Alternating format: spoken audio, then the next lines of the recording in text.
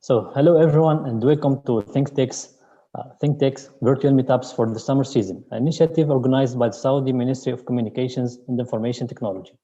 ThinkTech aims to create stimulating digital environment and to spread digital awareness about emerging technologies.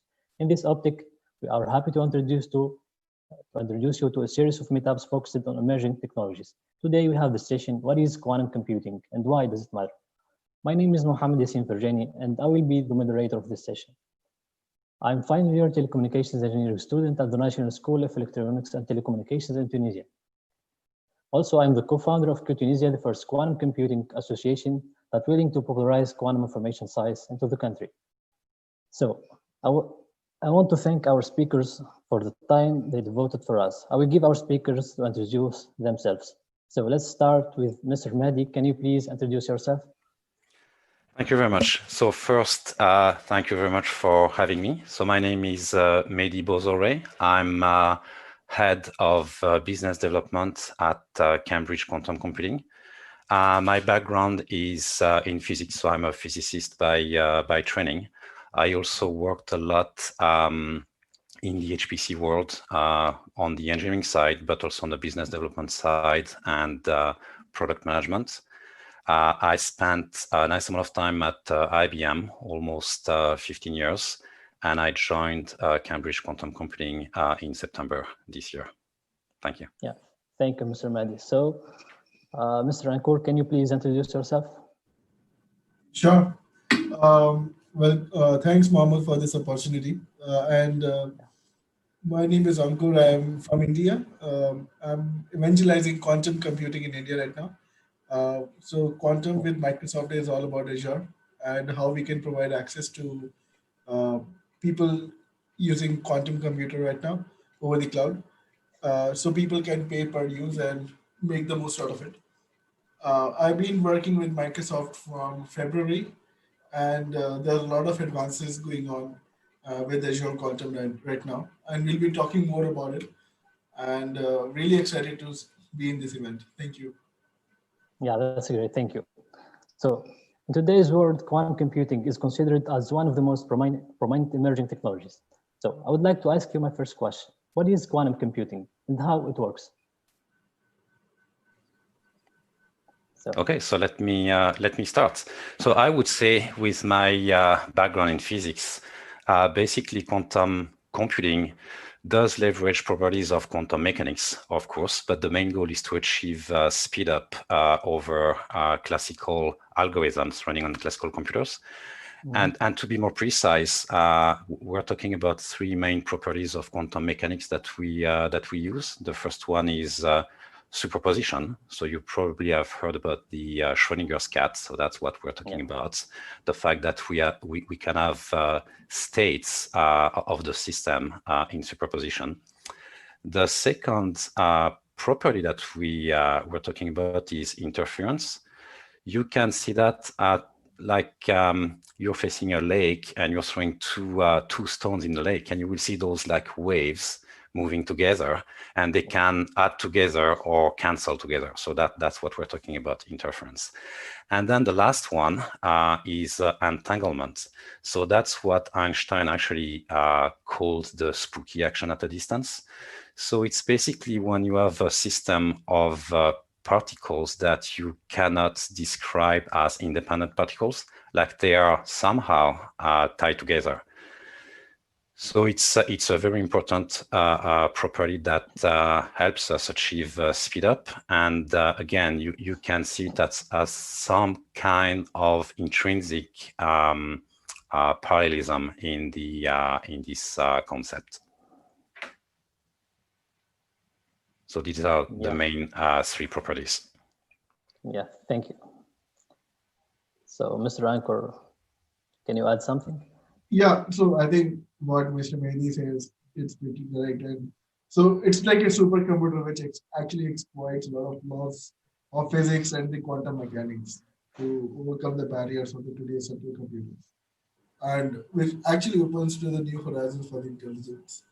And quantum computing can set a new standards when it comes to computational techniques.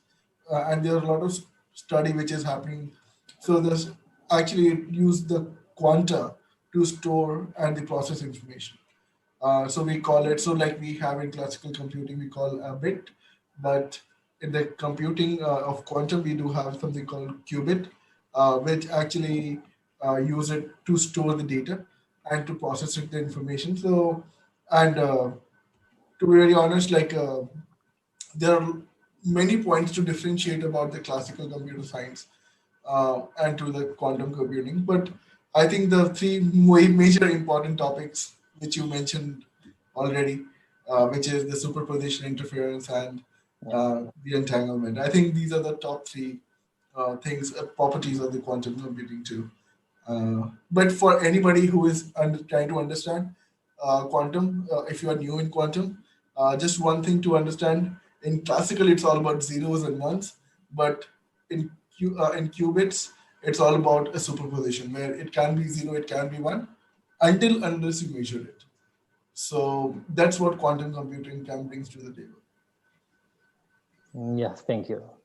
So yeah, exactly. And if I can add something, it's a very important concept because your system can be in superposition, and you can leverage it to perform, basically to run your algorithm. But at the end of the process, you have to make a measurement, and you end up with a probability of getting a 0 and a 1. So at the end of the process, what you get is a classical information. And that's there's also lots of work that's being done because information, as we know it today, is not quantum. So we cannot access information as quantum states. So we have to take this classical information, turn it into a quantum state, then run our quantum algorithm, and at the end of the process, do a measurement and get a classical answer. Right. Yeah, perfect. Thank you. So, quantum computers promise to revolutionize the future of computing. Scientists have demonstrated that quantum computers do indeed offer advantages over conventional computers.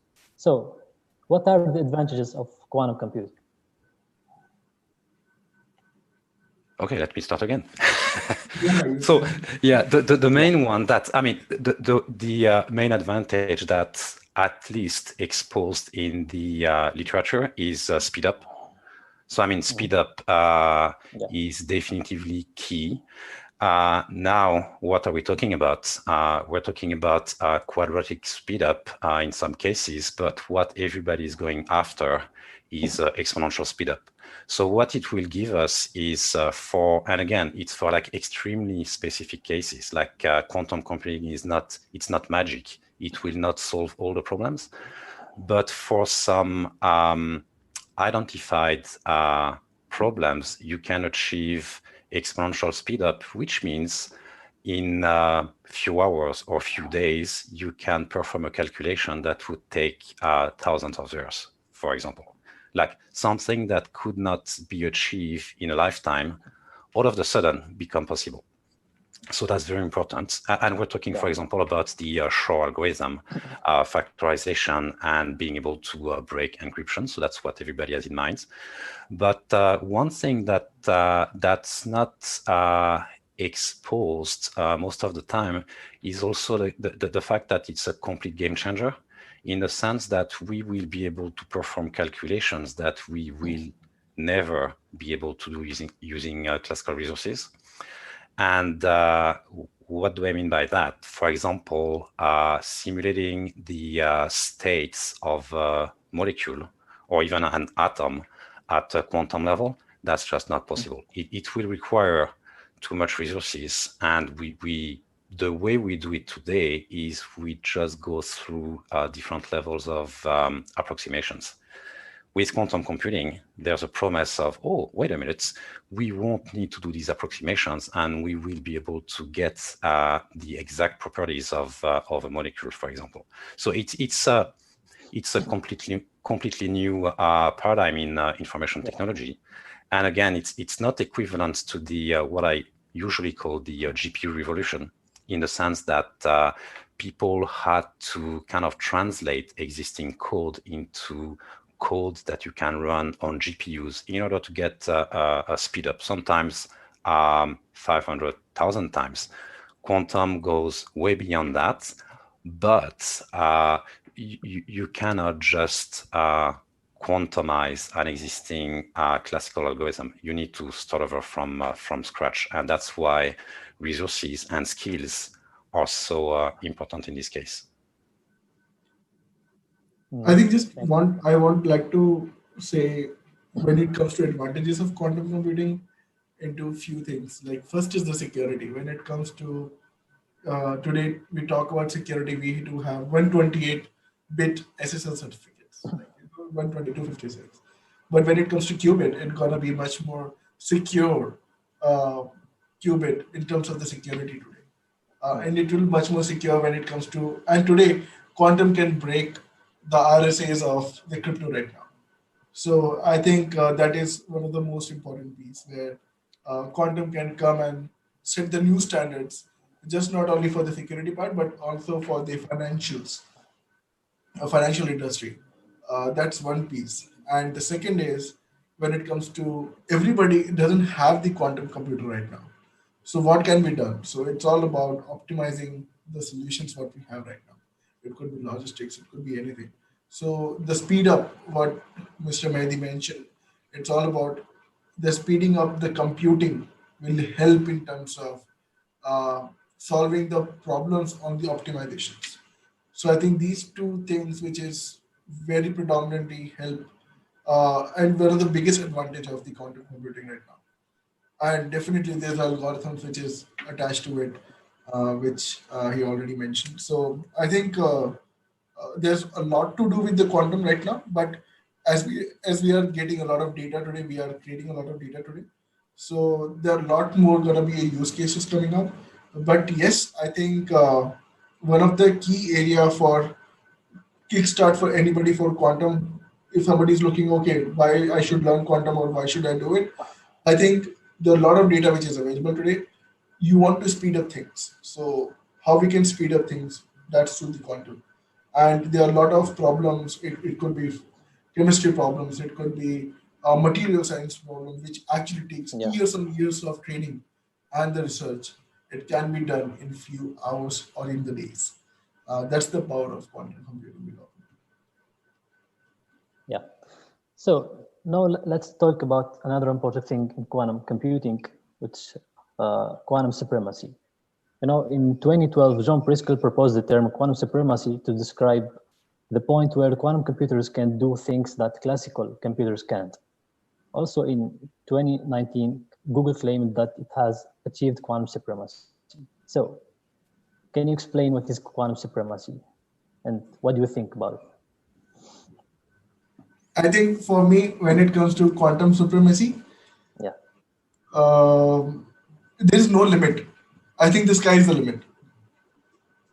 If today Google claims that, okay, I have reached to the quantum supremacy, I think there will be some folks, there will be people who are working on to achieve those set of standards or going further more than that. So I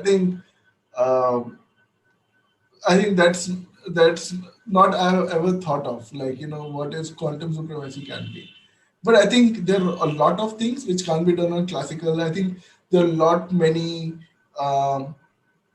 let's say one of the example I can take it up is nitrogen fixation, which is in the soil when it comes to agritech. That is something which you can't do it with the classical computing.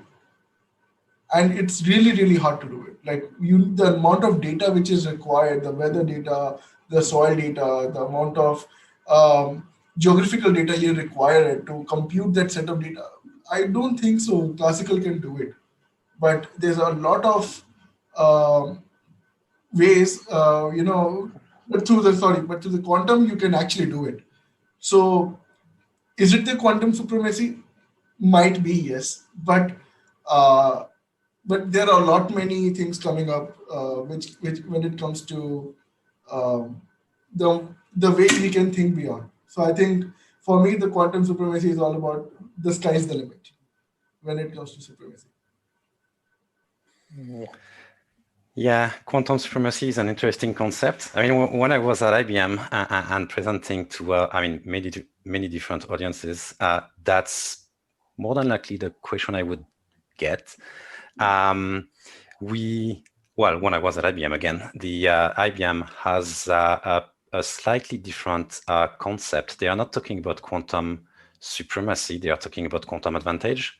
And I actually really like the concept. So supremacy, as defined by, for example, Google, when they published their article with NASA, for example, yeah, being able to do something on a quantum computer that is not practically doable on using classical resources.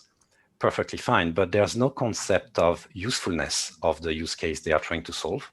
And I think that that's really what's missing, because what's important for the industry, it's not being able to do something that's, even if it's great from a scientific point of view, but that's useless to them, versus talking about being able to perform a meaningful calculation on a quantum computer that you cannot do using classical resources, and that will give you an advantage over the competition. So that resonates very well with the industry, and that's why I really like the concept of quantum advantage. And actually, it's funny, because when right after Google published their article with NASA, basically IBM published something as well, saying that, well, wait a minute, guys, basically whatever you run on your quantum computer, you said it would take, I think, 15,000 years or something like that on the Summit supercomputer. But if you encode the problem another way, it will take only a few years. So that actually illustrates very well the competition that we're seeing these days on the algorithm and almost on a conceptual point of view, because there's many ways to perform a calculation, and the way you do it will give you an advantage or not. And we also saw that quantum computing and the advances in quantum computing also pushed the boundaries of classical computing as well, and classical algorithms. So that's why I really like it.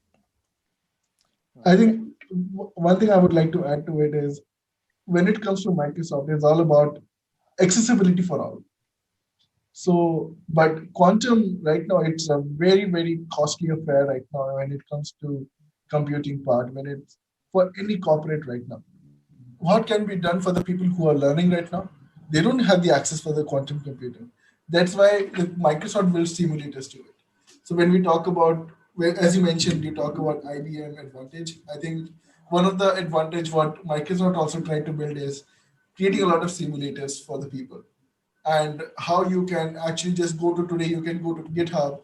We have Microsoft Quantum Katas, where you can actually go and learn there. Just not only learn, you can perform certain tasks, and you can use Python there. You don't need to learn a very highly specific language for quantum right now, and you can still use Python as a language and start coding on quantum. That is something which is accessibility to make it the learning curve to be lesser and lesser, where the other platforms, it could be a possibility you need to take them to a very rigorous course, and it will take some time for them to get to that level. So that's what Microsoft always try to do that too. So yeah, so that's what I want to add to the how it will make an advantage for anybody who would like to start working on quantum today. Yeah, I completely agree on the education part, and actually using the simulators to basically train yourself. And that's also what we do at Cambridge Quantum Computing, making sure that people can use whatever quantum SDK they want to, including the Microsoft one, in order to get ready for, I mean, let's call it the quantum revolution, and then execute workloads on either simulators or actual devices through Azure, AWS, or IBM, whatever fits their needs. Yeah. So we already talked about quantum supremacy, quantum advantages. So what are the most promising applications of quantum computing? Right Okay, now, go ahead. okay, like right now, there are quite a good number of promising applications, which is even right now running with the Azure Quantum as of now. I can tell you overall what are the top areas, what even Microsoft is looking at is nitrogen fixation. They're working with multiple other, so they're working with multiple governments to work on, as well as the universities, to working on material sciences. So there are companies who are working on material sciences, um, logistics and supply chain, financials when it comes to cryptography and security. That's one key area. And obviously optimization problems. So optimization problems right now. So there's a company in Tokyo named JIJ. So they have working with Azure Quantum team, and so if you want to go from A to B, so the time taken, which is let's say 60 minutes, has been reduced by 20%, which is a significant amount of time to save, where you are just not only saving time, but you are also saving the carbon emissions because you are on the road. And it gives you a very optimized route. Okay, like which is the right way, which is the perfect route for you to go, because that company, it actually manages all the traffic lights too. So the traffic lights will actually optimize and helps even for the, okay, where the too many people are coming in. So they will try to increase the green lights there more so that the people can go, and where we have less people, so that it can optimize the travel. So so for the person who is going from A to B, I think saving 20% of an emission as well as saving time, that is, especially in Japan, I think it's a good amount what they're trying to save. But when it comes to this sort of problem statements coming to India, I don't think so. Can it be implemented in India? No, I don't. Because there are a lot of people in India, they just cross the lines. They don't even care about it. They're happy to pay the fines. So, but yeah, so like every problem is very different when it comes to country, sometimes geographical. But when it comes to, so when it comes to problems, yes, there are similar problems which can be solved by everybody, but is it can be implemented everywhere? That's still a doubt. That is still a question right now. Yeah, I think it's a very interesting question, like ever changing, basically. So historically, as Richard Feynman put it, the expected first domain that will benefit from quantum computing was supposed to be quantum chemistry and the simulation of actually materials and nature. But very recently, and that's again, I won't say it enough. It's an extremely difficult problem to identify what can be solved by quantum computing with high returns. And the field is evolving so rapidly, especially on the hardware side, that it's getting a bit difficult to predict what will be the most promising application and which one will make it first. On the other hand, lots of scientists are working on defining algorithms for solving specific problems. And what they are doing right now is demonstrating that they can solve what we call toy problems, like super small scale problems. And that's also key, because once we've identified those areas where quantum can make a difference, then it becomes just a logistic problem on our side, like being able to have access to devices powerful enough to solve these problems.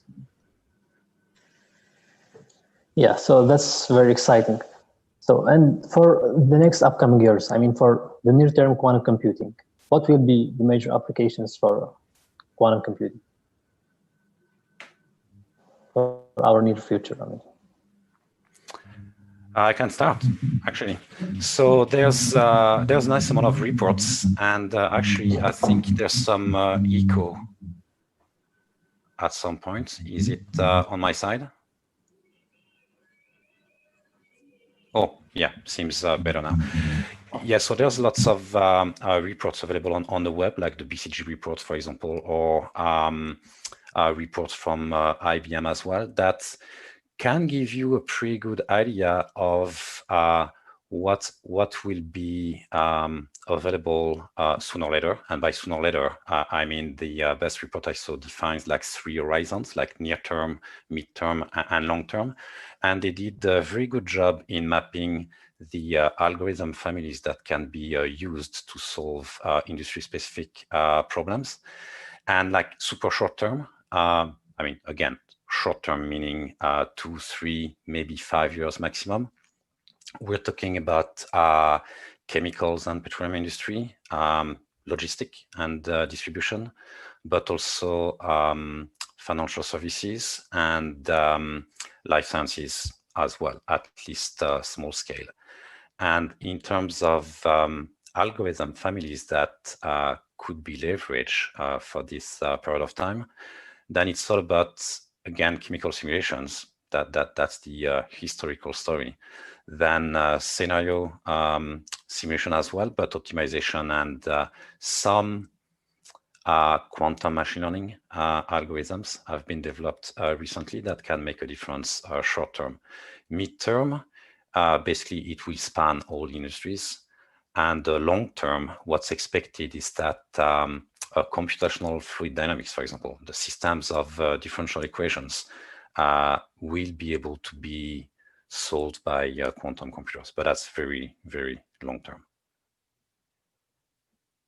And for example, my last word would be one real world example is, for example, that we at Cambridge Quantum Computing, we do have an active engagement with Total, for example, on carbon capture, which is something that we will all, as humanity, have to solve at some point. So it's very interesting. Nice.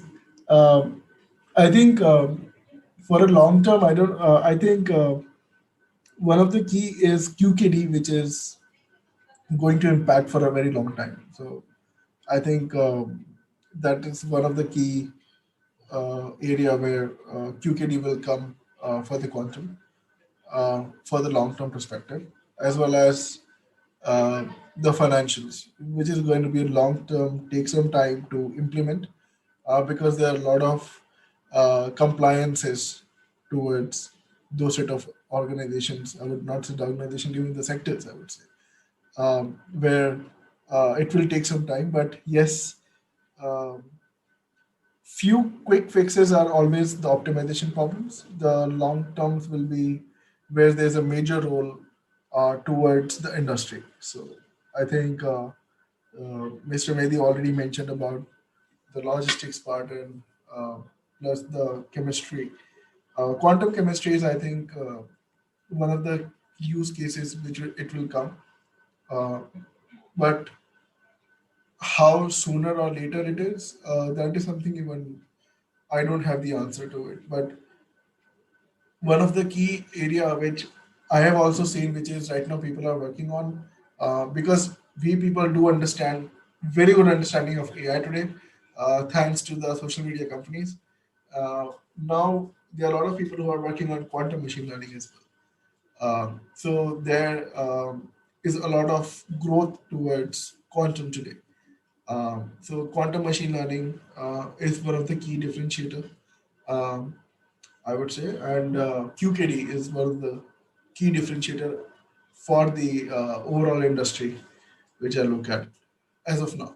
But yes, there are multiple faculties that are working on the chemistry problems. There are some faculties who are working on QKD. Some faculties are working on uh, crypto because they just like blockchain and they are trying to solve how they can use quantum into the crypto. Uh, so that is a lot of mixed uh, variations I get when I ever talk to multiple folks. So I always get some mixed reactions on top of it, like which can go longer and how long it will take to, which is the next big thing when it comes to quantum. So really hard to say, but I think this is the overall what I can say. Mr. Mehdi, any things which you would like to add? Yeah. So actually, one thing I would love people to actually really understand is the key, at least these days and for the foreseeable future, is really to identify those very specific industry-related use cases that can benefit from quantum computing. And this is not an easy task. It's not like, oh, wait a minute, I have this problem, let's run it on a quantum computer. No, that's absolutely not how it works. I mean, we're talking about months of work done by people with PhDs who went through like multiple postdocs in order to not only identify what makes sense, but then you need to mathematically demonstrate that you're going to get a quantum advantage by running one specific quantum algorithm on quantum devices for this specific problem. So it's really not an easy task. And it's so obviously it's not easy because we are at the beginning of quantum, let's call it again, the quantum revolution. What's going to happen more than likely in the next few years is we will see more and more frameworks dedicated to specific industries or specific class of algorithms, like the equivalent of the libraries that we know on the classical side. And I'm talking about, there will probably be a library for optimization, a library for quantum chemistry.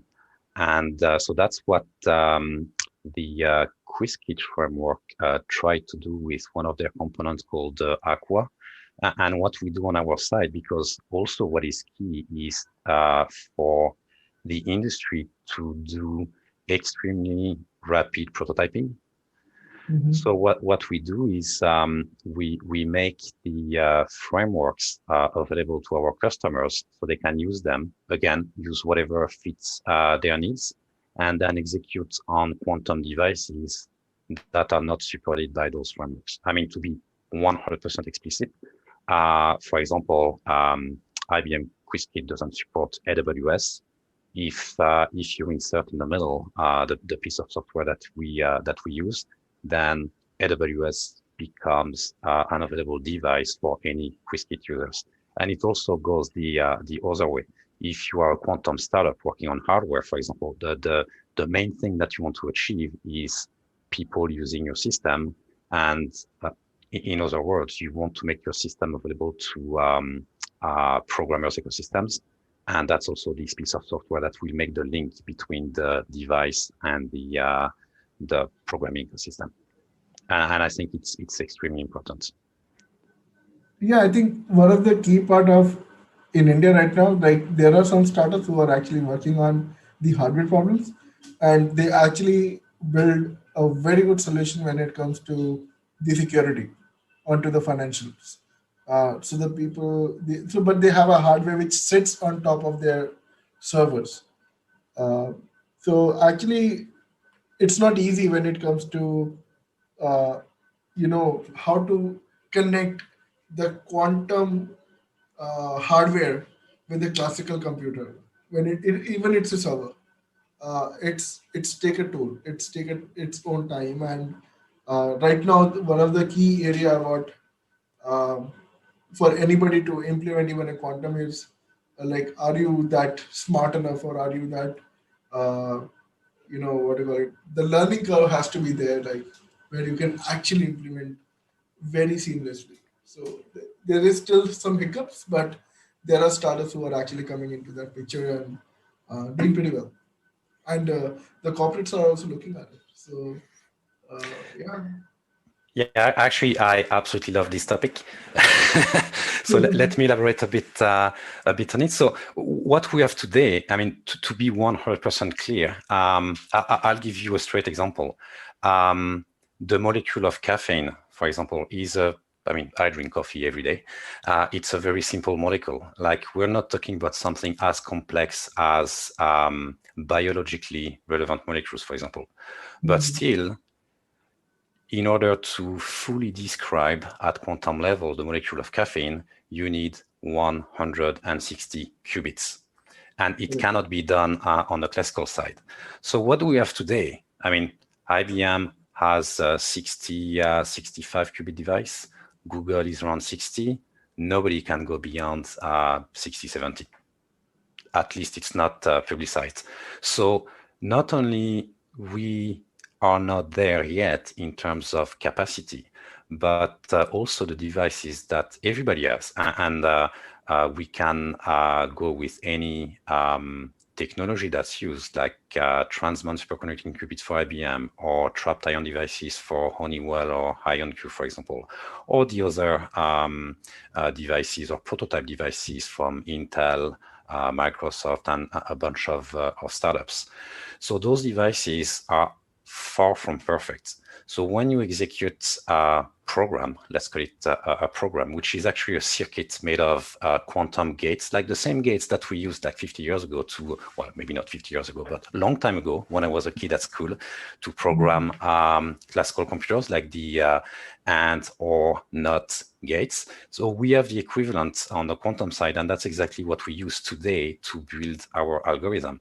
So those devices are extremely noisy, and actually that's why we call them NISQ devices, noisy intermediate scale quantum. So they are small, they are far from perfect, which means noisy, and you have to deal with this imperfection.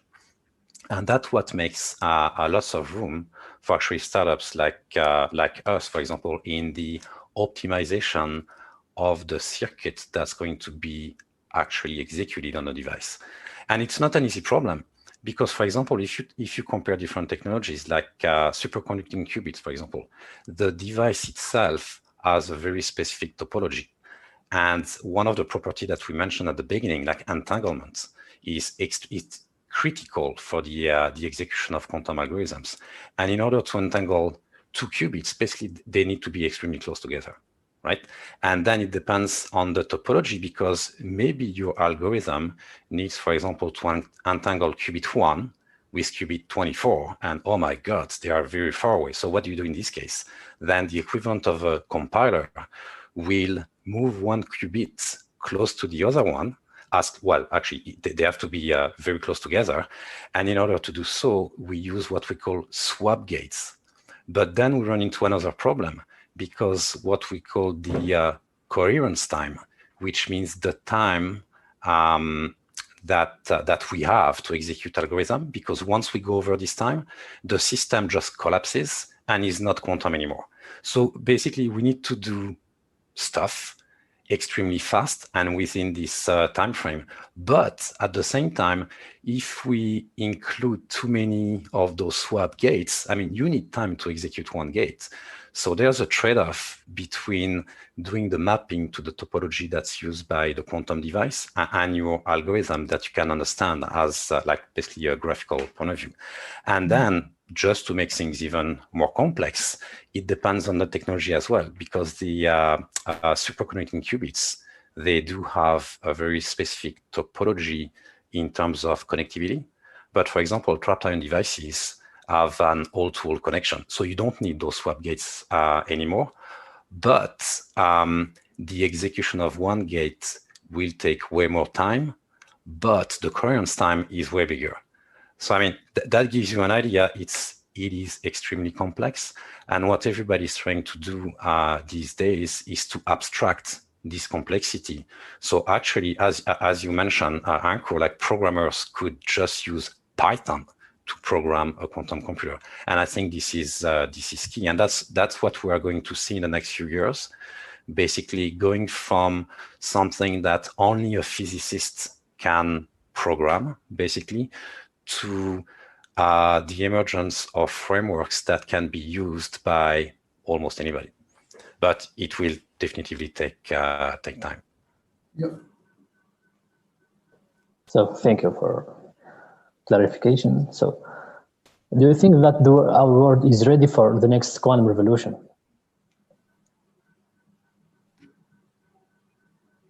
Well, that's another of my preferred topic. So Ankur, do you want to start? No, you can actually. So, I mean, I love this topic because it's all about readiness at every single level. So in order to have quantum basically to be profitable to everyone, then we need to have the industry ready. We need to have the education system ready, because I mean, one very basic example I always give is there's a small subset of scientists who can understand machine learning, for example. And there's an even smaller subset of people who can understand quantum. And then from this very small amount of people, there's an even smaller subset of people who can actually understand quantum computing, because that's different. So quantum mechanics, actually, that's my background. That's what I studied. But when I wanted to leverage my quantum mechanics, backgrounds in order to do quantum computing, that was not instant. I mean, it took me like months of hard work to be able to understand exactly what are the challenges in quantum computing and being able to apply things using quantum computing techniques. So definitively, one key is industry readiness, but it's also academia readiness, because today there's almost no program at any university that's dedicated to quantum computing. And so I know, because and I guess, Ankur, you're doing the same. So we are working with academic institutions in order to make sure that first, those programs are getting defined, but also that the students and the professors as well have access to resources so they can actually teach quantum computing in a classroom. And that's very important. So I would say yes and no. The world is ready. So yes, because I mean, we do have access to real quantum computers. We do have access to simulators, to software frameworks, but there's lots of work that needs to be done to make sure that we can continue at this rate of growth. Because if all of a sudden the industry is stopped because there's no skilled resources available in the marketplace, then that's, to be frank, that's not going to be funny. True, actually. One of the key areas which you mentioned already, the industry readiness. Is the industry is actually really looking for the quantum? I would say yes. So there are a lot of customers which of Microsoft there today are, some are getting onboarded on quantum, some are in the process of getting onboarded on quantum right now. So definitely there's a lot of use case coming up onto the quantum, and they're also looking at just not only getting onto the quantum, but also creating a vast creating a, I would say, um, creating a knowledge base inside their organization through the help of ours, like through as a Microsoft. Like if they today they're coming on, getting onto the Azure Quantum, other people get trained enough.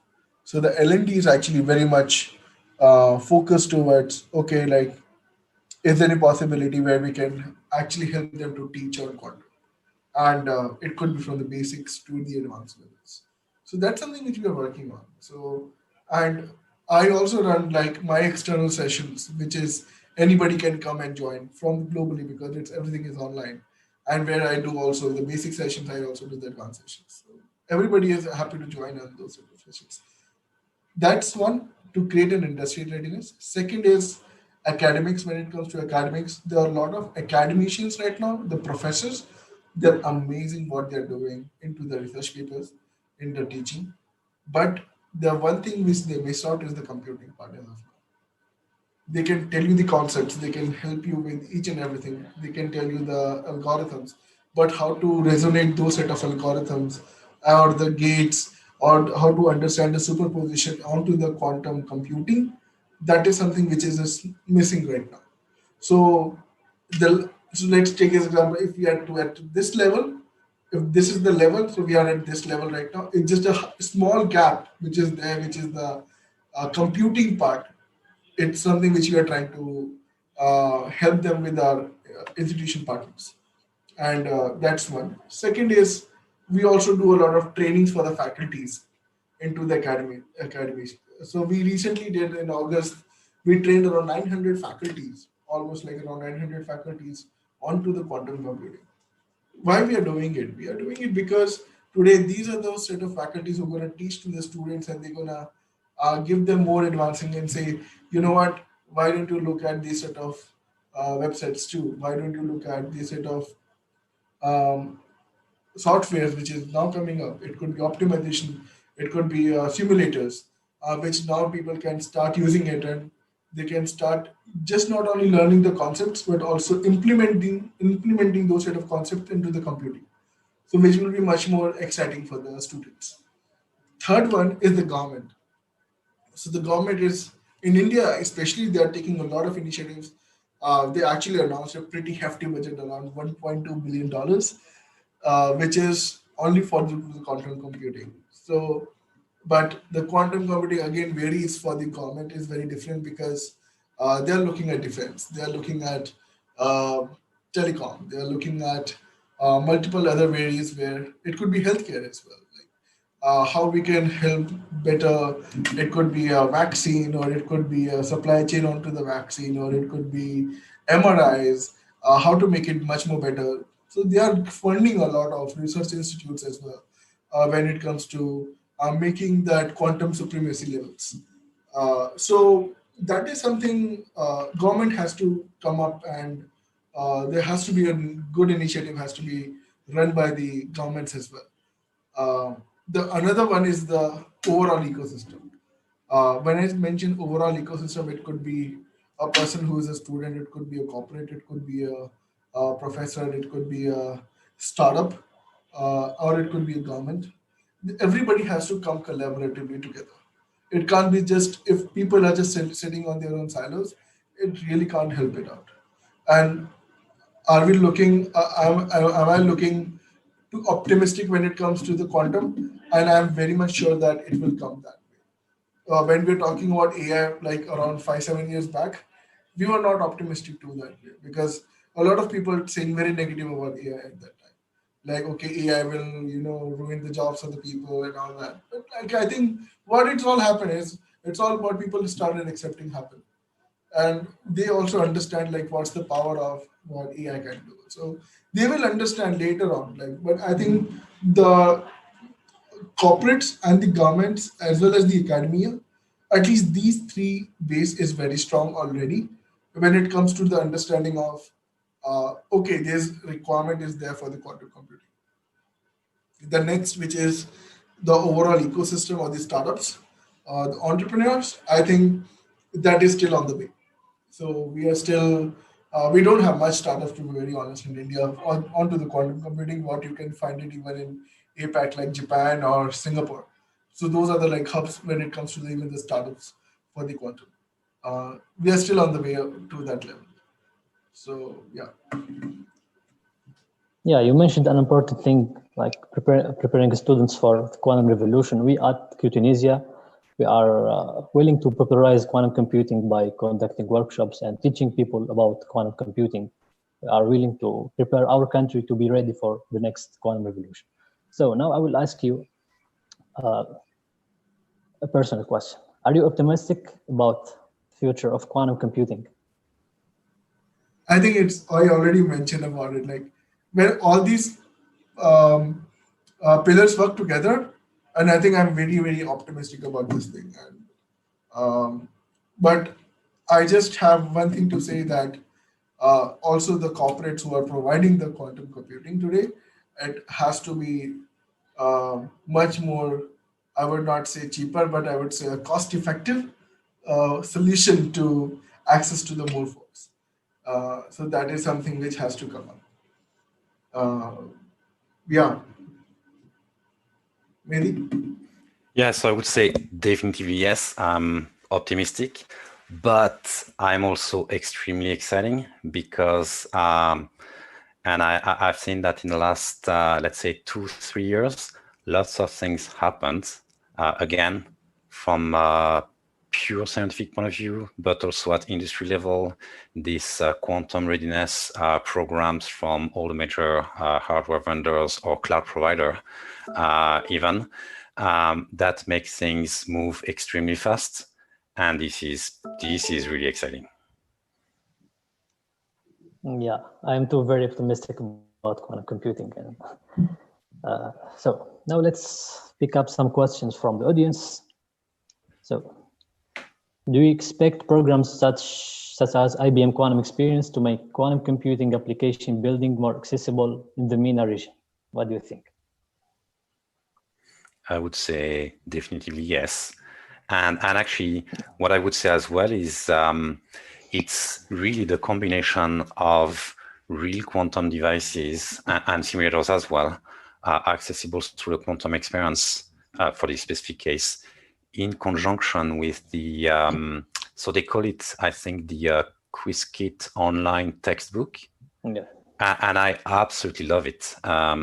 It's basically a book on quantum computing that's available online, and you can go through it, but it's not only a reading exercise, because as you go through it, you can actually execute the algorithms and the programs on, again, real devices or simulators.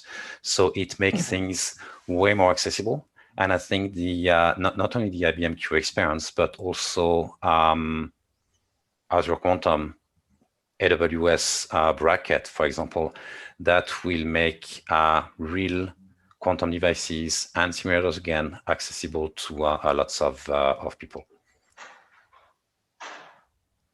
Yeah, I think absolutely. just want to add one more thing here is you don't have to wait for MENA region to make it accessible. I think we are all online now and everything is global. So even wherever it's happening, I think you should just get and hop onto it. You just don't have to wait for it. It could be IBM, it could be Microsoft.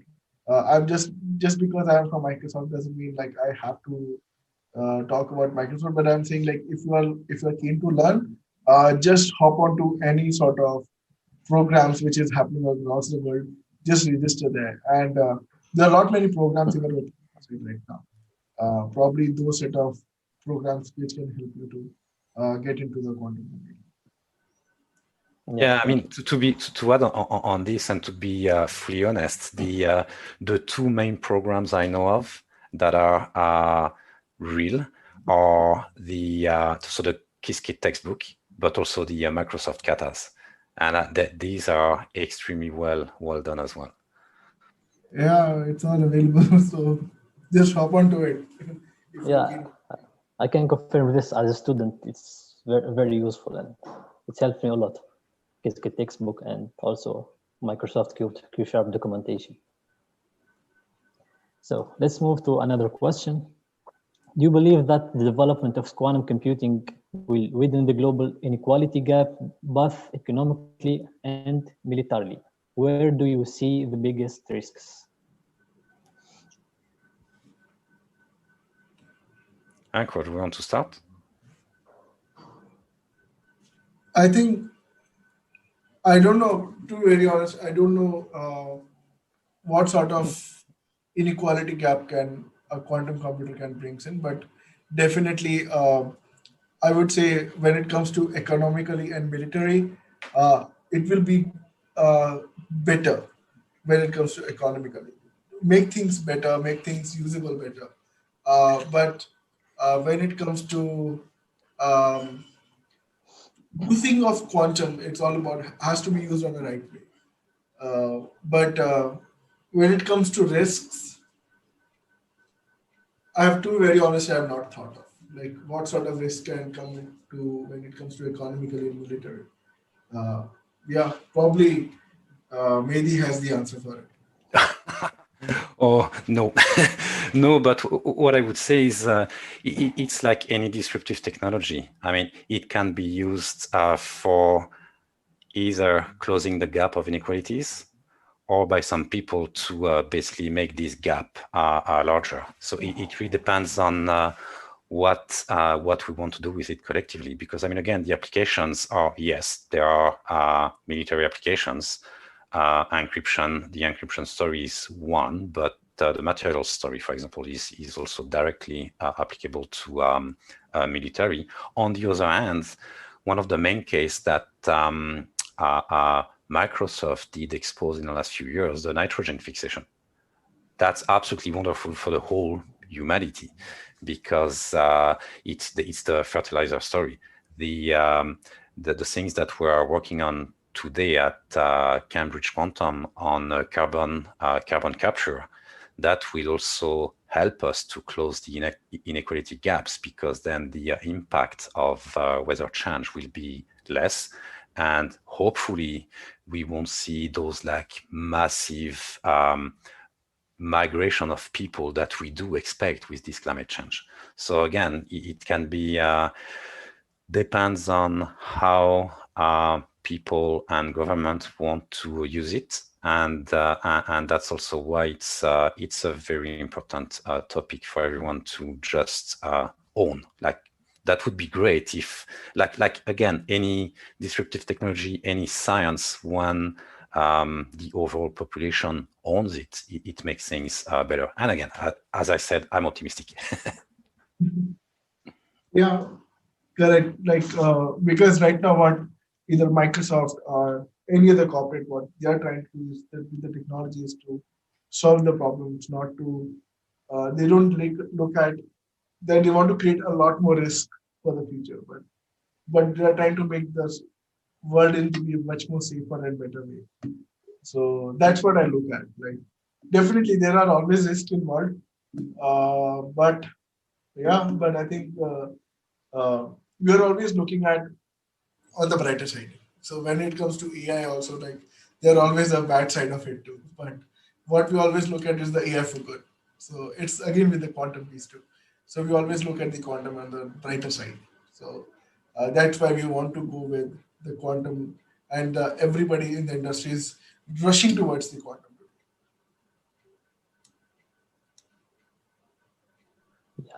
Yeah. So thank you, Mr. Mahdi and Mr. Ankur, for the amazing discussion we had about quantum computing, and thanks everyone for watching. Thank you. Thank you very much. Thank you.